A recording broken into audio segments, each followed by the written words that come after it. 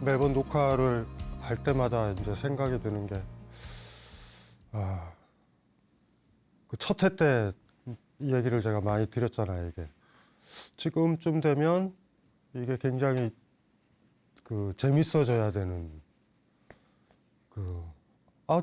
재밌네 뭐 이런 거 있죠. 어떤 뭐 그런 거죠. 이제 뭐 바음악을 좋아하면 이 사람 연주하는 거 이 사람 특이하네 뭐 이렇게. 근데 이제 그렇게 왔는지 아니면 아직도 진짜 화두 아유 골치 아파라 이렇게 지금 생각하고 있는지.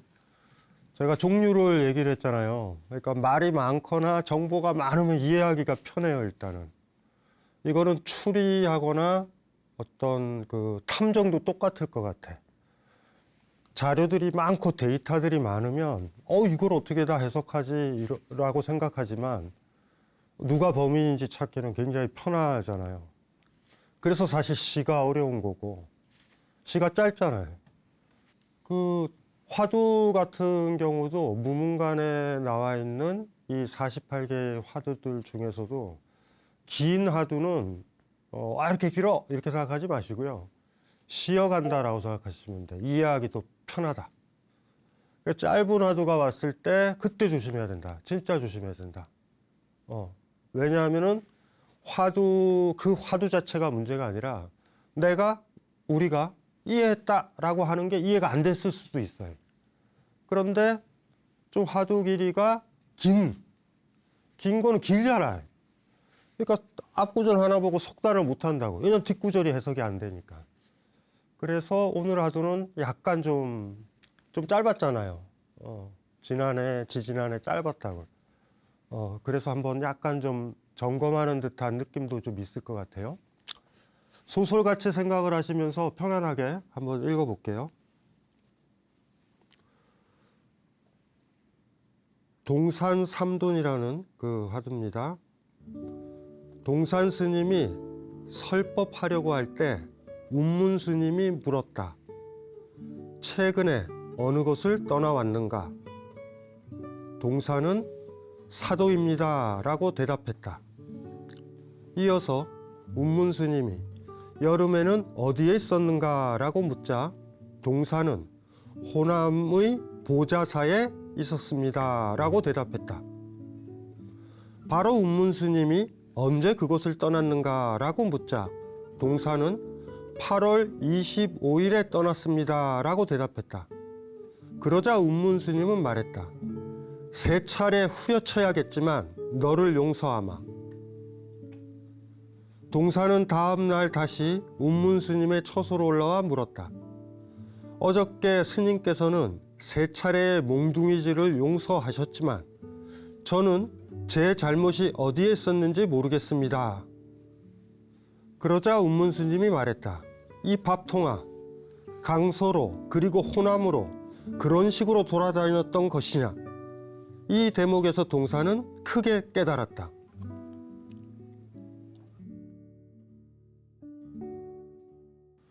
스토리는 뭐 대충 아시겠죠? 운문 스님이 있는 사찰에 동산 스님이 온 걸로 보이고, 그 당시 동산 스님도 나름 깨우침을 얻었던 사람, 깨우침을 얻었으니 가르칠 수 있는 자리에 있는 사람. 그래서 아마 설법을 하려고 그랬고, 거기에 아마 운문 스님은 선배격되지만 들어와 있었던 것 같아요. 네. 그래서 설법을 하려고, 자, 이제 막 뭐 이런 거죠. 집착하지 마세요. 뭐 이런 강령, 이제 설법을 하려고 그랬겠죠. 막 입을 떼자마자 운문 스님이 물어보는 거예요. 최근에 어느 곳을 떠나왔는가? 그쵸? 장소도 물었어요. 그러니까 사도라는 곳에서 왔다고 대답한 거예요. 이어서 여름에는 또 어디 있었냐고 물어본 거예요. 그랬더니 보자사라는 사찰에 머물러 있었다 얘기를 하고 그 대답했어요. 그 다음에 또 운문스님이 또 물어보는 거야. 언제 그곳을 떠났는가? 그럼 보자사는 언제 떠났는가? 그랬더니 8월 25일에 떠났습니다 라고 얘기한 거예요. 그랬더니 이거 보고 이제 운문스님이 화를 낸 거지. 사실 이거는 굉장히 요 스토리 안을 잘 생각을 해봐야 돼요. 굉장히 무례한 거이기도 해.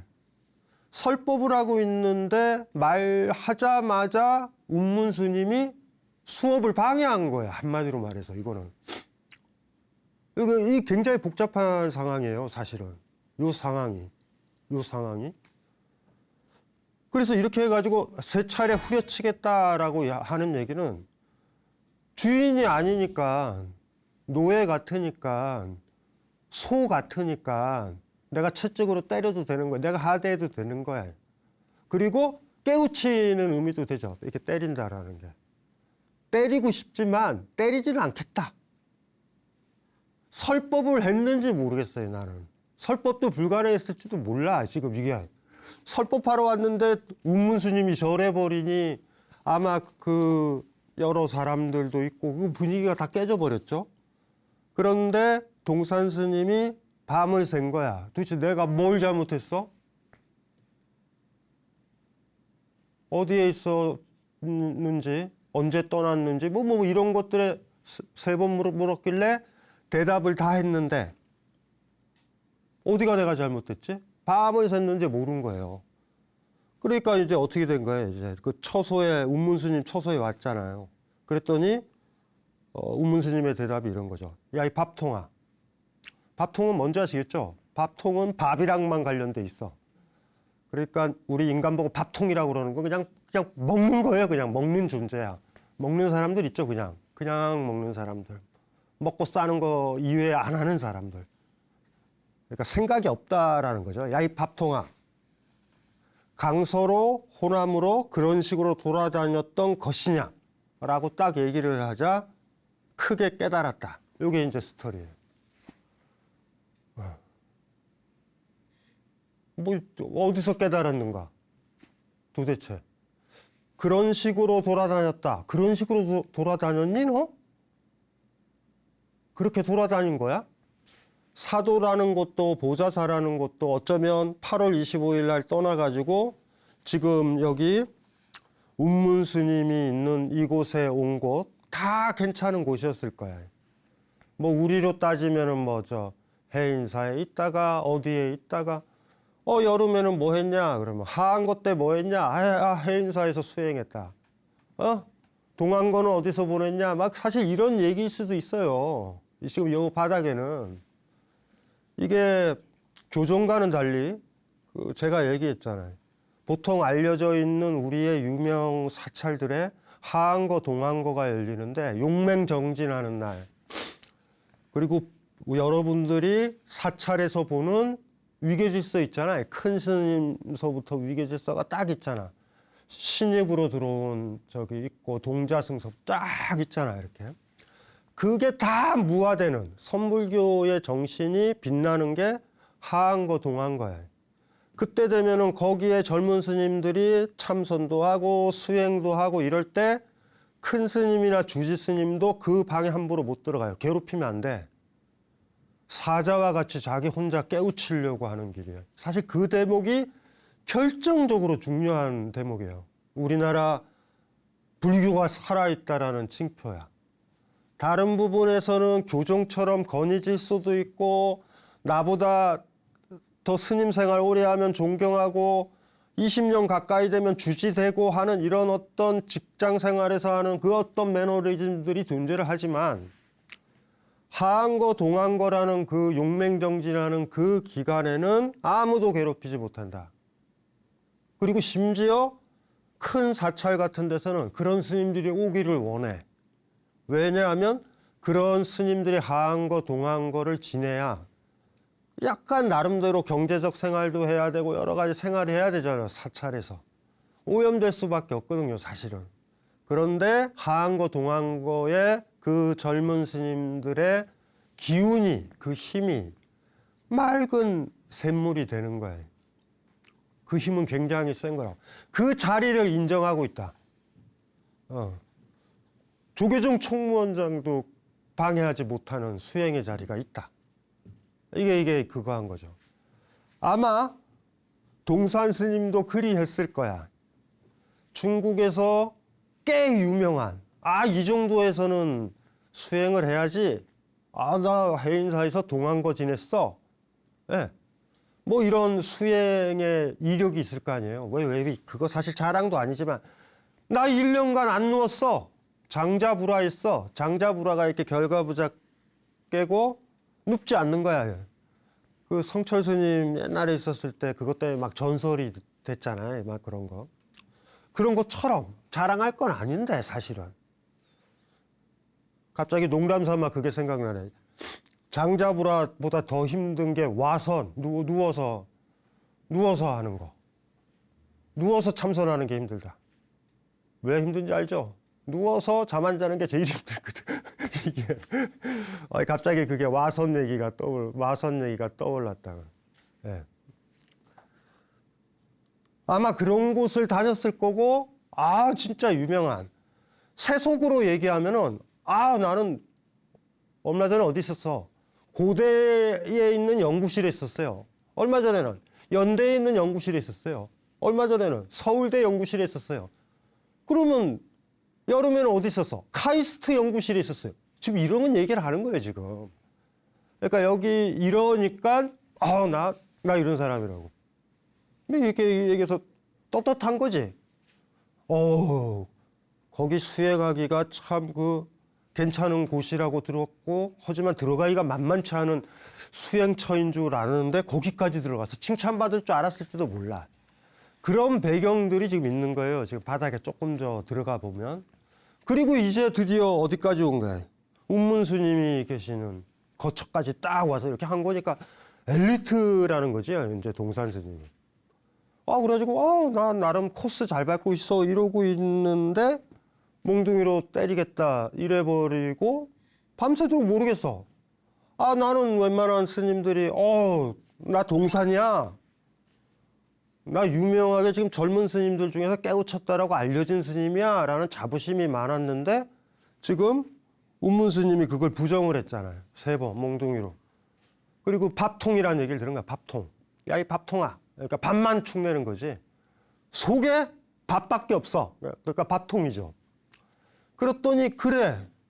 그런 식으로 그렇게 떠돌아다녔단 말이냐. 라고 얘기를 하는 거예요. 근데 그 얘기를 딱 들으니까 깨우쳤다. 이런 거죠. 어디서 깨우친 것 같으세요? 어디서? 이게 힘들어요. 이게 많이. 우리가 여기에서 오늘 조금 생각을 해봐야 될 게 일단은 겉으로 봤을 때 뭐가 있냐면 이 동산 스님이 많이 돌아다니잖아. 그래서 그거에 대한 얘기를 좀 하고 싶어요.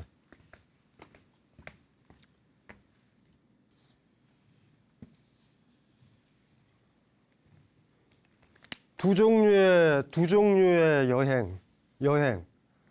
그러니까 그런 식으로 왜 돌아다녔냐. 우리가 이게 여행이 뭐 트래블 뭐 이렇게도 해도 되지만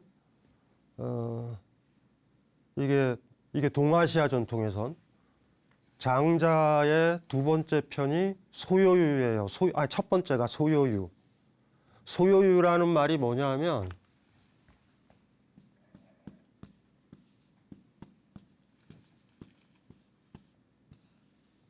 유자는 유람할 때 유자니까 여행이다.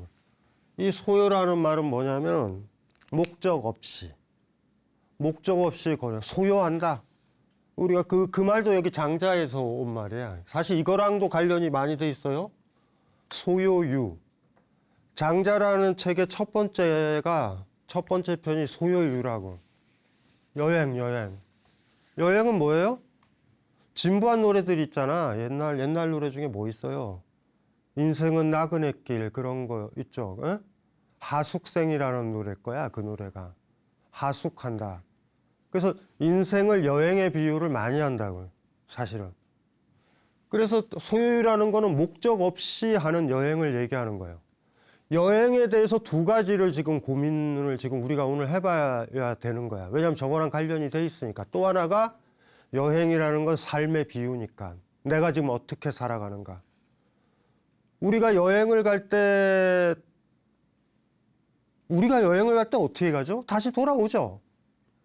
내가 이 집에 있고 일하는 게 있고 하던 일이 있고 멈춘 다음에 어떻게 해요? 어떤 주어진 시간, 장소를 정해가지고 갔다가 그 시간이 끝나면 돌아오죠. 그래서 여행한 다음에 제가 극단적으로 두 가지를 얘기한 거예요. 이게 뭐냐면 출발지가 있고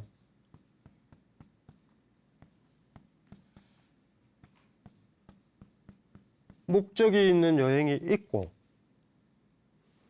출발이랑 목적, 출발은 하겠죠. 일단 시작은 하겠지만 이것이 약한, 거의 없는, 미리 얘기하겠지만 장자의 소요율은 거기 이거와 가까워. 출발과 목적이 있는 여행, 우리가 여기 이 여행을 어떻게 부정할 것인가라는 게 오늘 굉장히 중요한 거예요. 어디 가보셨죠? 근데 우리가 요새는 어떻게 가요? 스마트폰 많이 발달하면서. 내가 가야 될 목적지가 정해지죠. 나 그 카페에 갈 거야, 그 맛집에 갈 거야, 고궁에 갈 거야, 산에 갈 거야, 영화관에 갈 거야 하잖아. 우리가 보통 여행이다, 어떻게 산책을 한다, 어떻게 걸어 다닌다는 그런 식인 거예요. 여기가 있고 거기로 가. 그럼 가장 중요한 게 뭐겠어? 여기에 가는 거니까 최단 거리가 제일 중요하지. 이거랑 관련돼서 우리 스마트폰에 내비게이션 기능이 있는 거야. 가장 빠르게. 그러니까 여기서는 요 자리와 저기만 알아. 여기는 중요한 게 아니에요. 여기는 가장 빨리 가는 거야. 신속하게. 오늘도 녹화하러 오다가 보니까 우리 제가 살고 있는 강화문 동네에 스마트폰 내비를 켜고 카페를 찾는 것 같아. 이게 나오잖아. 25m 뒤에 꺾어집니다. 이렇게 보다가 지나가면 다시 와서 이렇게 가고, 이렇게 하는 거예요. 그러니까 어떤 목적지가 있는 거야. 저런 식으로 간단 말이에요.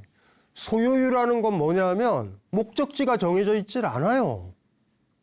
그냥 산책하는 거야. 나와서 한 걸음 걷고 그 다음 방향을 결정하는 거야. 이거는. 그러니까 이런 거죠. 이렇게 그냥 나왔어. 이것도 이해가 안 될 거예요. 여러분들은. 왜 나오냐? 왜 나오냐? 이게 어디 가려고 나오는 건데 너 왜 나와? 근데 저는 그렇게 하거든요. 산책 가야지가 아니라 갑자기 이렇게 누워있다가 나가자. 일단은 그거부터 출발을 해. 나가요. 그 단지를 딱 나와서 입에 딱 쓰면 갈 곳이 없어. 근데 가만히 이렇게 있어요. 주변도 둘러보고, 향도 나. 향이라 하면 때때로 5분 전, 10분 전에 어느 여인네가 지나갔는지도 몰라. 어떤 향은 굉장히 막 스모키하고 잘 안 빠지는 향들 있잖아. 그러면 갑자기 이상하게 상태 안 좋은 개가 되는 것처럼 그 냄새 쪽으로도 가보기도 해. 바람이 불기도 해요. 그렇게 안 해봤죠? 안 해봤을 거야. 너 왜 나가? 엄마나 아빠가 그러잖아요. 엄마나 아빠가 어렸을 때 너 어디 가? 왜 그걸 물어봐? 그냥 나간 건데. 소요유는 그게 되는 사람이라니까요. 근데 사람들은 물어봐. 너 어디 가? 마트 가요? 우리 이렇게 물어보잖아. 그런데 예를 들면 남편이, 아내가, 아이가 이렇게 대답할 수도 있잖아. 그냥. 이러면 소요유야. 그러면은 나가죠. 나가서 움직이다 보면 이 사람한테 중요한 건 목적지가 없잖아. 목적지가 없으니까 빨리 갈 필요가 없어요. 최단 거리로. 그러니까 어떻게 가겠어요? 뒷짐지고 이렇게 걷다가 벌레도 보고, 목적지가 없어요. 출발과 목적, 이 목적지, 특히 여기 목적이라는 게 중요한데, 목적지가 없게 되면 굉장히 재밌어져요. 목적지가 없는 여행. 제가 아까 그랬잖아요. 아까 강화문에서 카페 찾는데 이렇게 보는 사람들 보면, 어디로 막 꺾어지고 있는 그 젊은 여성들을 보면 그들이 지나가고 있는 그걸로 목적지에는 그 사람들은 생각도 못했을 거야. 지금 지나가고 있는 그 옆에 있는 카페가 진짜 커피가 맛있거든요. 근데 그냥 지나간다. 그래가지고 어떨 때는 추적도 해봐요. 도대체 어느 카페를 가길래 갔더니 진짜 맛없는데 가. 근데 딴 데 안 가봤잖아. 그러니까 자기들은 맛있게 먹은 줄 알아. 그런데 말이에요. 그냥 커피 생각도 없이 그냥 가다가 그거 진짜 맞거든. 커피 향이잖아요. 이렇게 이렇게 걷다가 로스팅하는 향을 맡았는데 달고 좋으면 100% 맛있어요, 그 집이. 그러면 오늘 나갔더니 그 카페가 목적은 아니었지만 내 걸은 거리에서 근사한 집을 발견을 했죠. 이런 여행이 있다고요. 삶이 이렇게 진행되는 사람들이 있어요. 그래서 여행은 두 종류가 있다. 출발은 다 있으니까 요거는 좀 빼자. 이게 더 낫겠다. 요렇게. 근데 출발을 넣어두는데요. 목적지가 정해져야 출발지가 정해지니까 사실은 같이 가니까 그래도 이렇게 하는 게 더 좋을 것 같다. 이런 여행 해봤어요? 일정을 어겨버리고 숙소도 어겨버리고 오늘은 그냥 여기서 잘래. 그러면 여행을 한 거야. 여기가 너무 근사한데? 이 카페가 너무 좋은데? 내가 찾아낸 건데? 그러니까 우리가 지금 여행을 굉장히 많이 하는 것 같지만 여행 회사들 그리고 여행지에 있는 많은 상업적인 아이들이 내 낚시질에 걸려서 바닷가에 오징어가 그 잡히듯이 우리는 여행을 다니고 있는 거예요, 지금. 돈 쓰고. 무슨 말인지 이해되죠? 여행은 두 종류가 있다. 예, 이것도 한번 생각을 해봐야 되죠, 많이. 왜 이 얘기를 하는 거냐면 중요한 건 목적지가 있는 여행들 같은 경우는 내가 출발하는 곳과 도달해야 되는 곳 요 사이 내가 걷고 있는 걸음 하나를 긍정하지 못해요. 이거는 빠르면 빠를수록 좋은 거야. 이거는 곤욕스러워. 내가 가려는 곳이 저 카페면 더 가까우면 되잖아. 이해되시죠? 현재를 부정하게 되는 거야, 현재를. 내가 여행 가는 게 부정. 아유, 마음 같아서는 빨리 가고 싶다. 빨리 가고 싶은 거예요. 프랑스 파리도 빨리 비행기로 가고 싶어. 프랑스 출발하면서 배 타고 시작하시는 분 있어요? 배 타고 한번 저희 시작해보자. 이런 사람들 없잖아. 그 사람한테는 프랑스 파리가 목적지도 아닌 거야. 그냥 방향인 거야. 막연한 방향. 한번 그쪽으로 가보자. 그런 여행이 아니죠. 가급적 빨리 가고 싶어. 그곳에 바로 도착해야 돼. 우리 이러고 살잖아요. 그리고 여기 자체는 부정을 하고. 여행이라는 것을 보면은 우리가 이렇게 다녀요. 대개 여행을 왜 다니냐, 왜 출발을 하면, 그러니까 여행을 생각을 하면 여행을 가기 전엔 여행지를 꿈꿔. 파리에선 이거 해야지 서울에서 꿈꾼단 말이에요. 무슨 말인지 이해되시죠? 그럼 파리에 딱 도착하면 그때부터는 서울을 꿈꿔. 이제 돌아가야 되는데. 여행에서 며칠 동안 파리에 진짜로 있는 것 같아요. 머릿속에는 또 선물 사줘야지, 친지들 만나야지, 업무 생각해야 되지. 슬슬 호텔 로비에 가가지고 매일 확인하기 시작하죠. 공과금은 내야 그러니까 진짜 재밌어요, 그게. 서울에 있을 땐 파리 생각하고, 파리에 있을 땐 서울 생각해. 이게 여행의 특징이에요, 우리가 보통 보내는. 무슨 말인지 이해되시죠? 그럼 이게 도대체 뭔가? 이게 무슨 여행인가? 라는 걸. 소요율을 할 수 있다라는 건 굉장히 소중한 거고, 지금 현재 살아가는 힘인 거예요. 우리가 제일 힘든 거는 진짜 현재에 살지 못한다라는 게 제일 힘들어요. 진짜 현재라는 건 어느 때냐면, 최근에 꽃 예쁘게 피잖아요. 꽃 예쁘게 폈을 때, 어머 좋다 산책하다가 멈춰가지고 멍 때리는 멍 때리는 게 아니죠. 그 꽃들이 내 마음에 들어오는 거 있잖아요. 그러니까 나의 상념이라든가 걱정들도 없고 뭐 여러 가지 잊어버리는 거야. 아까 집에서 다퉜던 것들, 내일 또 직장에 가야 되는 것들, 내일 일정 걱정들도 있는 상태에서 걷다가 내 의식 속에 갇혀 있다가 너무나 예쁜 벚꽃이나 그 꽃들이 그 생각을 다 밀어내는 거예요. 그럴 때 진짜 현재가 찾아온다. 지금 시간이 몇 시다, 지금 몇 시네, 이런 게 현재가 아니라 철학적으로 딱 얘기하면 현재는 내가 나한테 매몰되지 않게, 내가 내 생각에 갇혀 있지 않게. 옛날에 그 비유를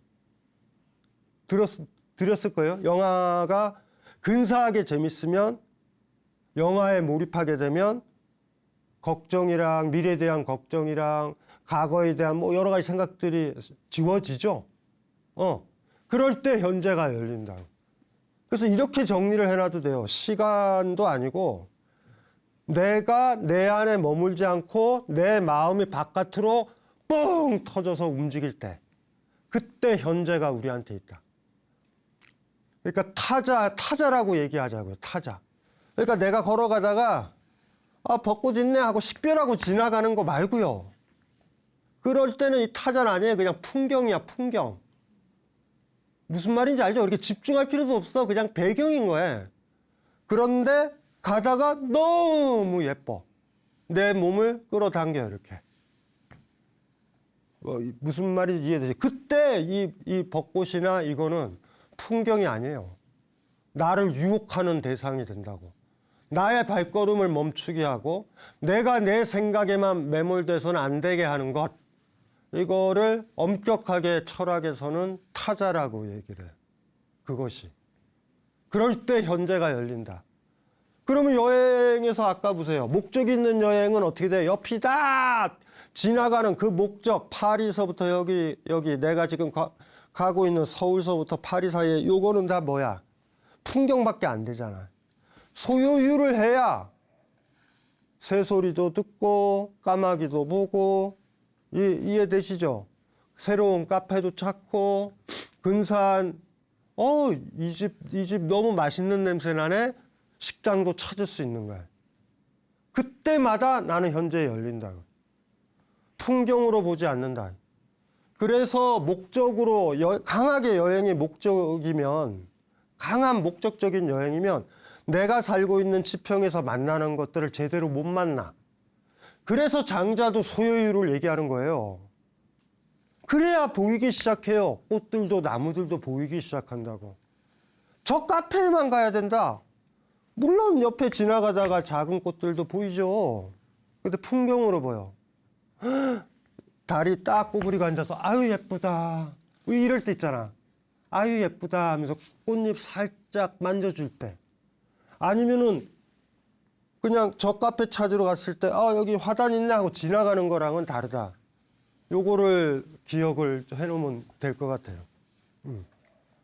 그래서 여행에 대한 이 두 가지 이해가 인생에 대한 두 가지 이해이기도 하단 말이에요.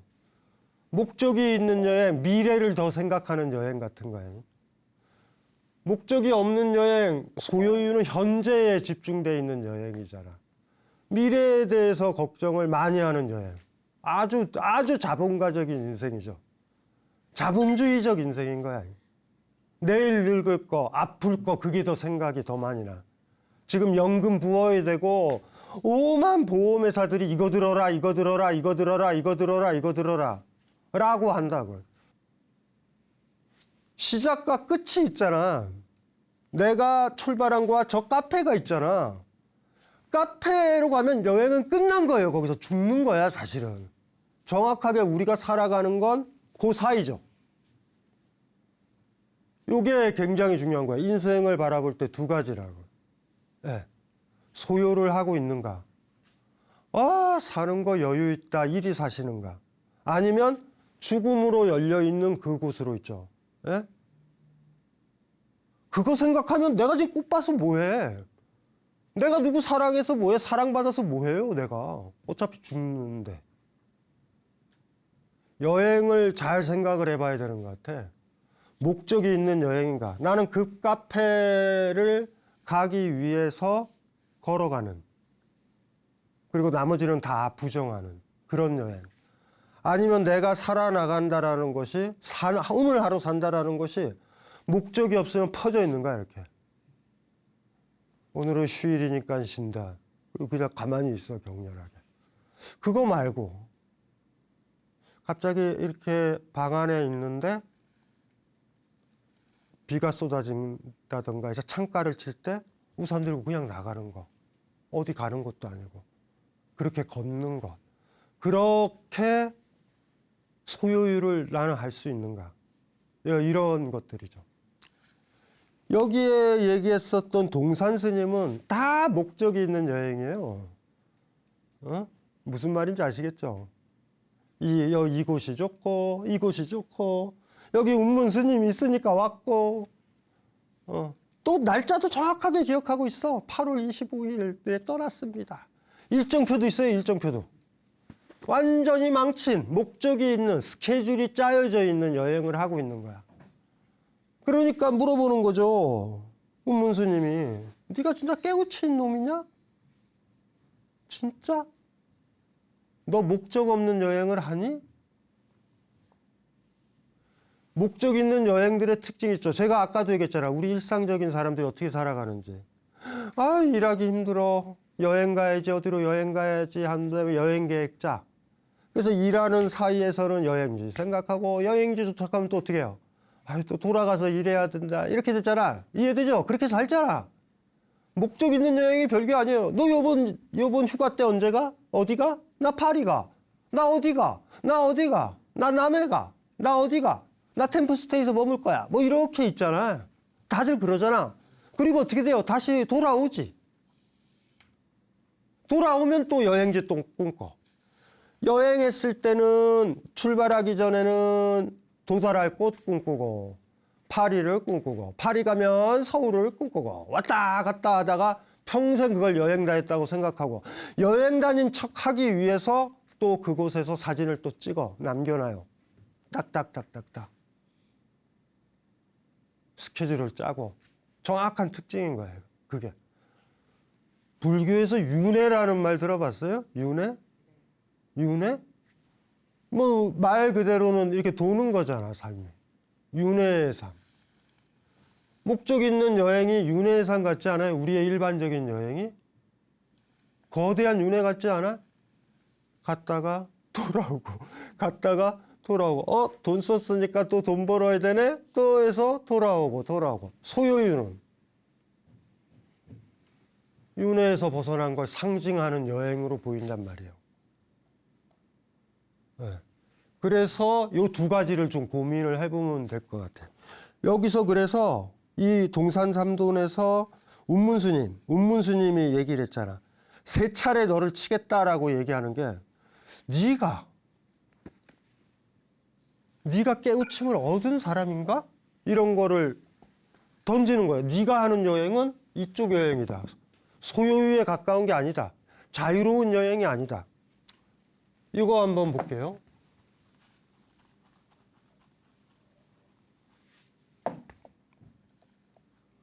철학자니까 이렇게 불교 서적을 읽을 때 선불교에서 제가 강조했지만 육조단경이라는 책이 화두로 막 던져지는 게 아니라서 지적으로 이해하거나 이해할 때 괜찮고, 두 번째로 제가 좋아하는 거는 임재록이에요. 임재. 그러니까 육조해능이랑 임재라는 사람, 이 사람을 굉장히 많이 뭐라고 그러냐면 제가 좋아하거든요. 임재. 그래서 임재 스님의 얘기 하나, 요거는 몇 번 제가 아마 앞으로 강조를 할 거예요.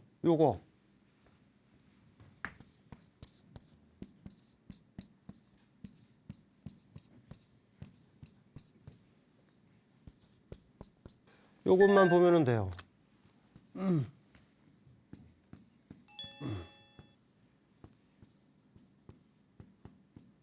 참 진짜.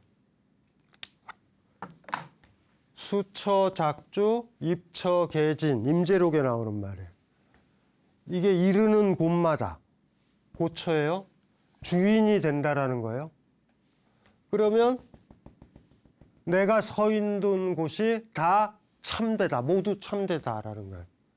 수처 작주 입처 개진. 수처가 이르는 곳마다 작주, 자기 되다, 주인이 되면 내가 서 있는 곳이 다 참되다. 요게 주인과 이 참진짜, 이게 나왔잖아요. 요걸 자세히 왜 제가 강조드리냐면, 요게 바로 소요유를 상징하는 8글자라며. 내가 이루는 곳마다 주인이 되면 모든 게 참되다. 거꾸로도 얘기할 수도 있다. 내가 딱 가서 참된 게 별게 아니잖아요. 여기 개나리가 이쁘게 피고 벚꽃이 이쁘게 피면 그게 내 눈에 들어오는 게 진짜잖아.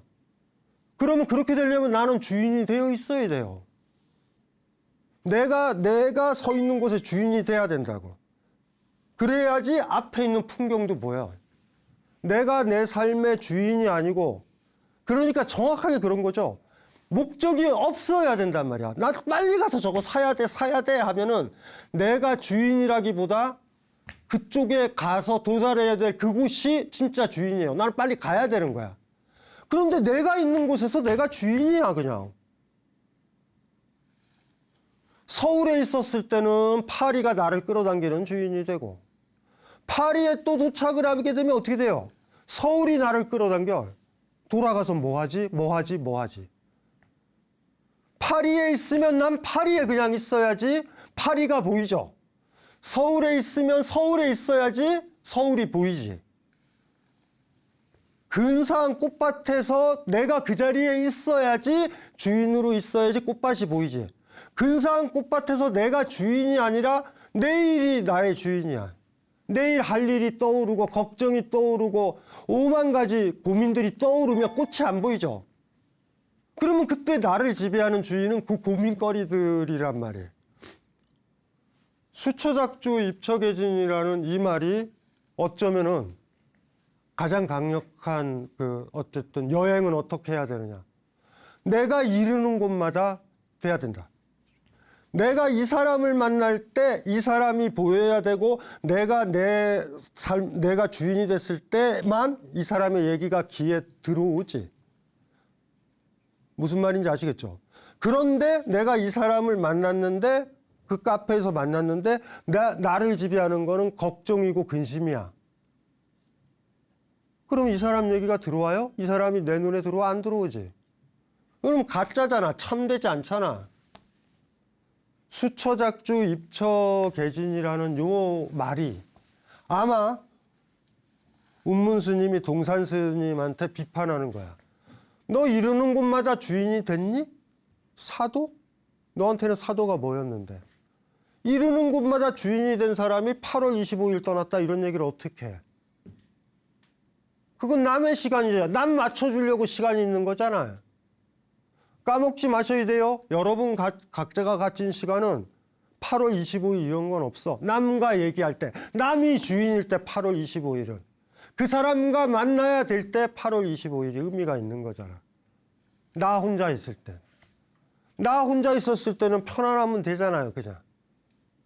혼자서도 8월 25일 다이어리에 날짜를 적는다. 그러면 다른 사람 시선에서 내 시간을 보고 있는 거야.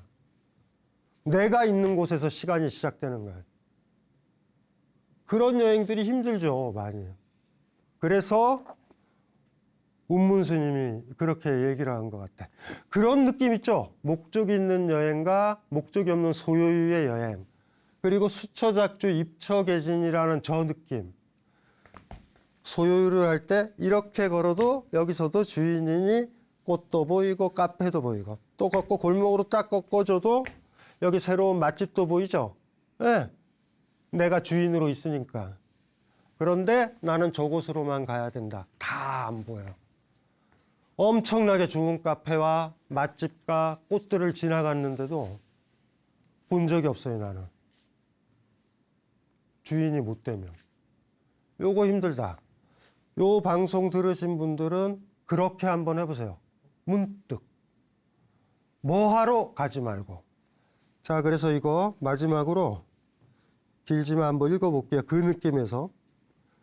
그러니까 동산스님이 대답한 거는 일반 사람들이 대답하는 것들로 대답한 거예요. 그런데 네가 수처작주 입처계진이고 소요유를 하는 사람이고 어느 곳에 있든지 간에 주인이 되는 거를 꿈꿨던 놈이 네가 그걸 꿈꿨던 사람이 그렇게 대답하니? 라고 이제 얘기하는 걸로 한번 읽어보시면 될 것 같아요. 동산스님이 설법하려고 할 때 운문스님이 물었다. 최근에 어느 곳을 떠나왔는가? 동산은 사도입니다. 라고 대답했다. 이어서 운문스님이 여름에는 어디에 있었는가? 라고 묻자 동사는 호남의 보좌사에 있었습니다. 라고 대답했다. 바로 운문스님이 언제 그곳을 떠났는가? 라고 묻자 동사는 8월 25일에 떠났습니다. 라고 대답했다. 그러자 운문스님은 말했다. 3차례 후려쳐야겠지만 너를 용서하마. 동사는 다음 날 다시 운문스님의 처소로 올라와 물었다. 어저께 스님께서는 3차례의 몽둥이질을 용서하셨지만 저는 제 잘못이 어디에 있었는지 모르겠습니다. 그러자 운문스님이 말했다. 이 밥통아, 강서로 그리고 호남으로 그런 식으로 돌아다녔던 것이냐? 이 대목에서 동사는 크게 깨달았다. 다람쥐도 봤고요. 귀여운 멧돼지 새끼도 봤어요. 근사한 계곡도 봤고요. 아, 예뻤다. 이렇게 대답했으면 좋았을 텐데. 그것만 보였으면 맞으려고 그러지 않았을 텐데. 스케줄에 끌려다니는 사람. 다음 하한 거, 동한 거는 여기서 해야지 이러고 있는 사람. 근데 설법을 한다고 그러니까. 네. 한번 생각을 많이 해봤으면 좋겠어요. 여행이라는 거 삶에 비유된다면 목적을 가진 여행들은 대개 삶 하루하루의 현실을 허비하는 윤회. 예? 프랑스 갔다 다시 왔다 왔다 갔다 왔다 갔다 매번 내가 걸을 때마다 새로운 세계가 펼쳐지는 삶도 있다. 여행도 있다. 그런 느낌으로 해서 요걸 좀 본다면 요 화두는 그렇게 어렵지 않게 어떤 여행을 하면서 살아야 될까? 내 삶은 어떤 여행과 같아야 될까라고 고민할 수 있을 것 같아요. 예, 이걸로 마치겠습니다.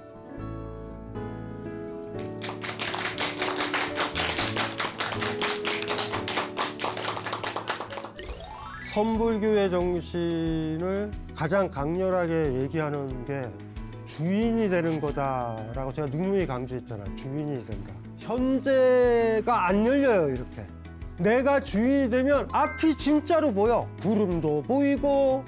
반면 그게 안 보이면 여러분이 스스로 그 자리의 주인이 아니라 딴 곳에 지배받고 있는 거예요. 딴 것에 집착하고 있는 거잖아요. 그래서 선불교는 분립 문자를 얘기하는 거예요. 문자를 세우지 마라. 내 말을 들어라가 아니라 각자 너희 말을 들어라라고 가르치는 거의 유일한 가르침이 아닌가 싶어요. 세존여마라는 하두인데 육식이에요. 염자가 잡을 염자 이렇게 잡는 거.